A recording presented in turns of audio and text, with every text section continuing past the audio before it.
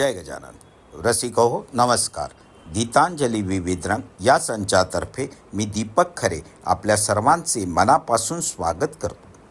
भगवान श्री दत्तात्रयांचे तिसरे पूर्णावतार श्री स्वामी समर्थ आजच्या दिवशी अर्थात चैत्र शुद्ध द्वितीया या रोजी अक्कलकोट येथे प्रगट झाले, म्हणून आज आपण त्यांचा प्रकट दिन साजरा करत असतो.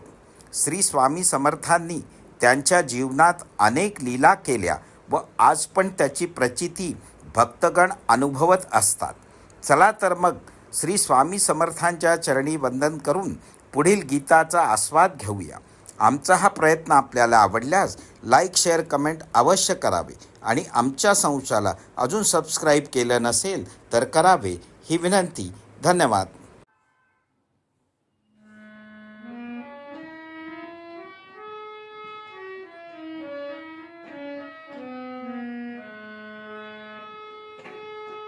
धाव पाव स्वामी समर्था, स्वामी समर्था. धाव पाव स्वामी समर्था, स्वामी समर्था. वेला हृदयाशी आलो मी चरणाशी, वेला हृदयाशी आलो मी चरणाशी. व्याकुळला जीव रे समर्था.